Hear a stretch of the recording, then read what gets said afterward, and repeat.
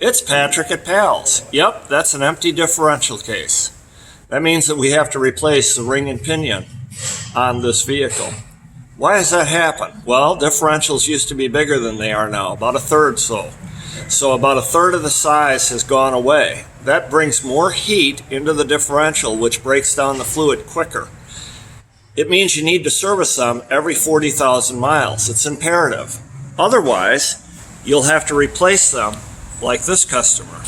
This is a new ring and pinion and a new pinion gear. So this is the ring gear. This is the pinion gear.